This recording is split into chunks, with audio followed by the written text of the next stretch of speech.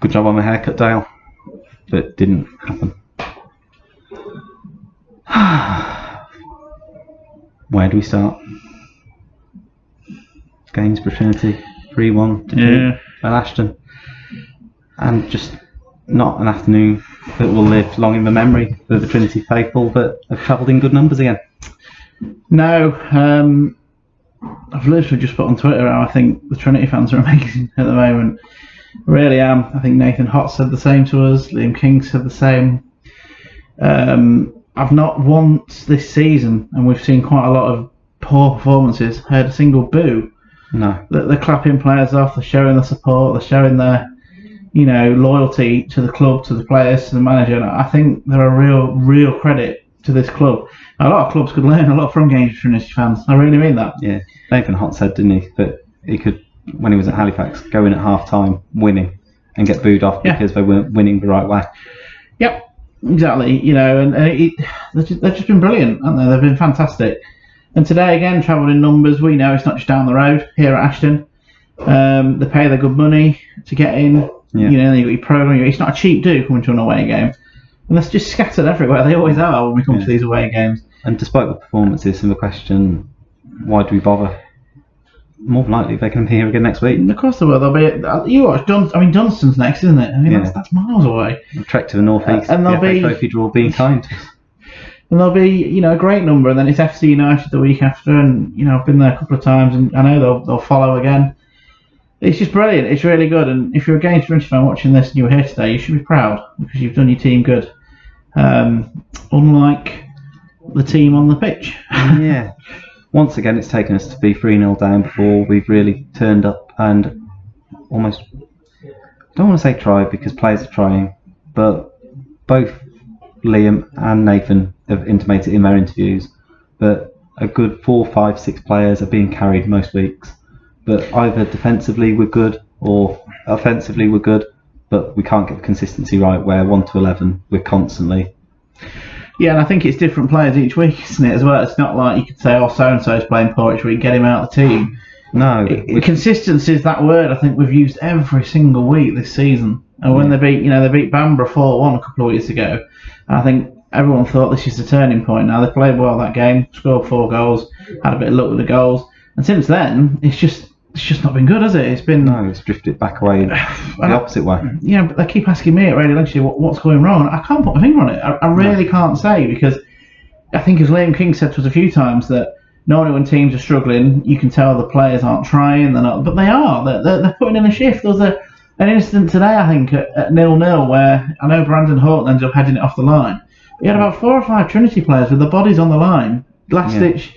I think we both commented on that at the time that they're clearly playing for the manager. I just can't put my finger on what it is, and I think as Nathan Hott said, we can't really keep going on about the fact they're unlucky. Because to balance itself out over the games. Well, we said at the time today's penalty, for example, for Gainsborough was a bit soft. Yeah, we said the one Hott gave away last week was soft, so that's kind of evened itself out. But I don't know what the answer is because they've lost today to an Ashton team that. Probably will beat us. Jordan Slew. Slew weren't much to look at. Nothing against them. They weren't. They had a very good left side. Nor Atherton Collar, Noah Buxton. It's been a dreadful week. No, really. These were sort of the games that we were looking at, possibly 7 points from 9, and really kicking on and looking at the table. Yeah, because they did have a horrible fixture list to start with, but they haven't now. Well, if you look where we are in the league at the moment, 21st in the table. Thank you to Manwood Bridge for being strong and holding up and supporting us at the moment, along with the rest of the 21 team. Apart from that, it's we did hit rock bottom. We did hit the bottom at one point with results all going against us. Yeah, but the thing is, it don't matter if you're bottom or second, bottom, third bottom. You're still in that relegation zone. Yeah, I know it always looks worse to be bottom, but it's the same outcome, isn't it? Yeah, and to be honest, you can't fault Liam and Ross's work rate. They're trying everything. They are putting their whole body and energy into it. We talked about this last week, didn't we? Well, what I think maybe people that watch this might disagree with is that you and I are both big believers in Liam King and Ross Hannah. We, from day one, have followed, and it might come across in some of my interviews that I'm not, because I have to ask certain questions. You have to ask a difficult question. But I can honestly say, I've just said it already, didn't you? I believe he can turn this around. I really do believe that. I think he's the passion there, and you could see when you watch today's interview, he's hurting. Yeah. He really is, and it's sad to see. It really is. And then I feel guilty for asking him. Yeah. But obviously we've got to, haven't we? That's our job, and you as fans want to know these answers. Really, go on. You know you do. Really. I believe, you believe, we've been followers. We believe in them from day one this season. Yeah. So to me, that's not the issue. We spent a lot of time last week talking about the fact that Liam and Ross aren't together on the bench so much anymore. Yeah. Which I still agree with what we said last week. Yeah. They had a bit of time at the end, possibly coinciding with our better spell Well, for the last 10-15 minutes or so. maybe. But they were actually there. You could see them tweaking, changing things around a little bit, having a few Discussions. Yeah. That was it. Yeah. But then Ross has improved this season, hasn't he? He has got better. And I know he wants to play. I mean, I imagine Liam still wants to play. Yeah. I think he'd be a great addition to the team. Yeah, you've said a few times on air in conversations that up until his injury last year, you thought he was one of, if not our best player. I thought he was the best player. Yeah, I do. And it's just that fight and character that's missing.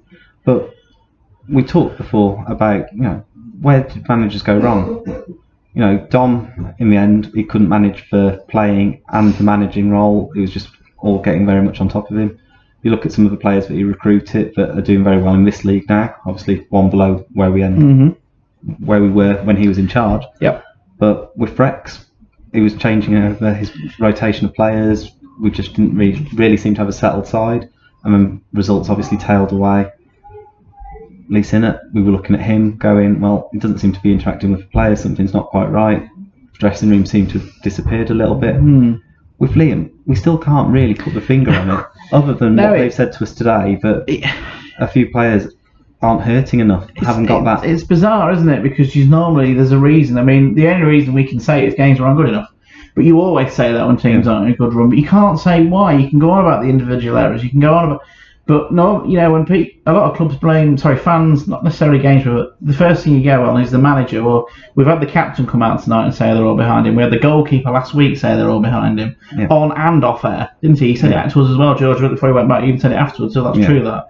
And Liam was quite funny in the way that he said, but you lot, as in the club, the media, everyone wanted him to take on this job. I think he'd have happily stayed on as a player.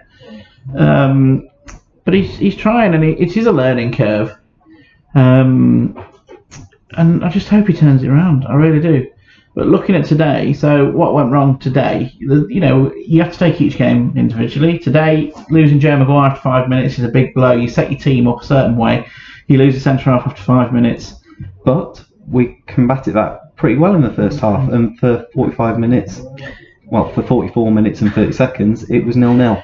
The second problem, they've let in 2 free headers. Yeah.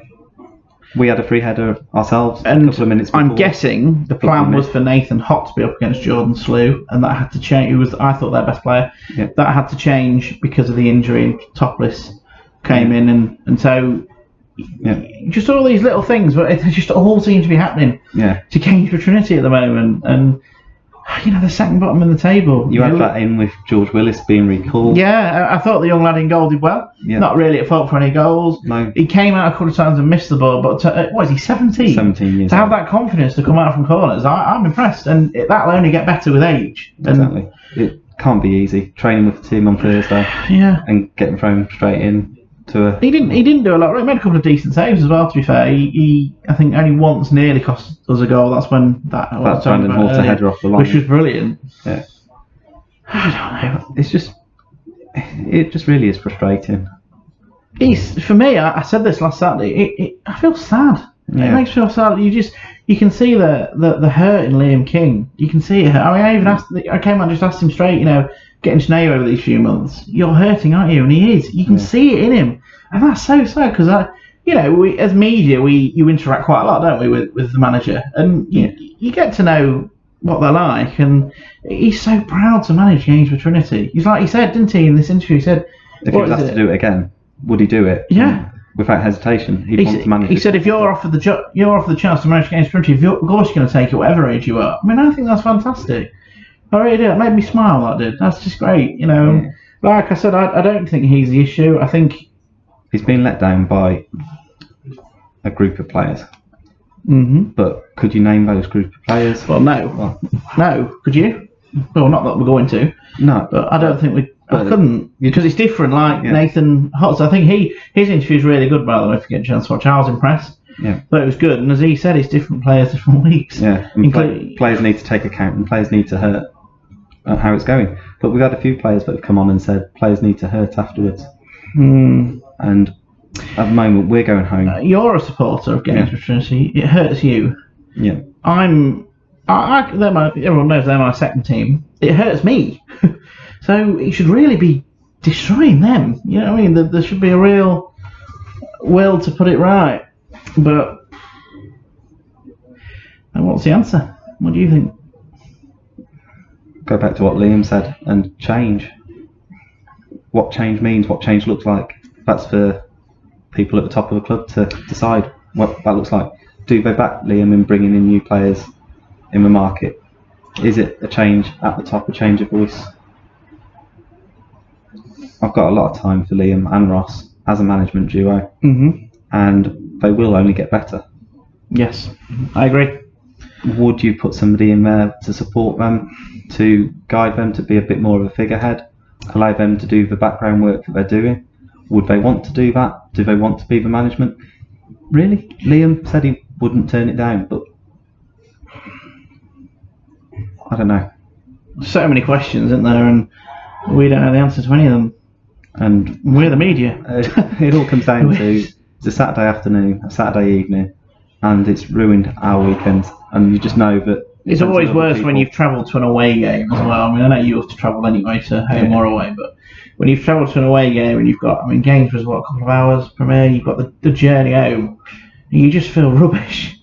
You just feel absolutely rubbish, don't you? And play 101 things over in your head and wonder what's for the best. now, I hope the players, I'm sure Liam King will go home and assess his own performance as manager, I hope the players go home and assess themselves. I go home and assess me in the media. I'm sure you do. We often talk about it, don't we? You go home and assess what you've done, what you could have done better, and hopefully. Where did it go wrong and why? Well, with us, we didn't. We're perfect, aren't we? Well, Yeah, we're more often than not. yeah. Well, you had your friend at commentary today. Yeah, came and sat down next to me, All the empty seats in the stand. and he sat right next to me with a microphone in my hand. It's always good, isn't it? But Who have we got to shout out, by the way? a couple of people. Yeah. Ray Smith always catches me and says hello. Yeah. Hi. Told you if I wrote it on my hand, I'd remember. There it is. We've got to give Alfie a shout out. Alfie, happy birthday, Alfie. Does an amazing job considering he's now only 14. Yeah, Does an amazing job with And the he's been tweets and doing it social over a year. media. Yeah. it's scary, isn't It's it? incredible. He's got better as well. He's good. He's a good acquisition for you and your media team. Yeah. Just a shame he couldn't celebrate his birthday with 3 points. No, but enjoy the rest of your birthday, Alfie. Don't worry. Alison Watts, 21 again, another supporter. Yeah. Happy birthday today. Your dad wasn't impressed that I hadn't wished you a happy birthday on social media, so It's not good Alison- enough. Come on, you even remember to wish me happy birthday. You've got to remember these things. Exactly, but I need to be told to remember. Steno, 31 today. Played well again today, I have to say. Steno, he's one of them. He's the warrior, isn't he? He is. Win, lose or draw, you know that Steno's You know left what you're going to everything get out from there. Steno. Yeah, even if he don't play very well, he's still 110%. Yeah. So I think that's all our shout outs. that took the majority of this podcast, didn't it? Really? Yeah, but we'll wrap it up now. You can see the Ashton guys just starting to get things gathered up, and well, I think they'll want to lock up and. But we're go quite home and ready have a to couple go of drinks. home, aren't we? To go home and drown our sorrows. Yeah, alcohol's not always the way, but But the good thing is that next week, Trinity start a cup run.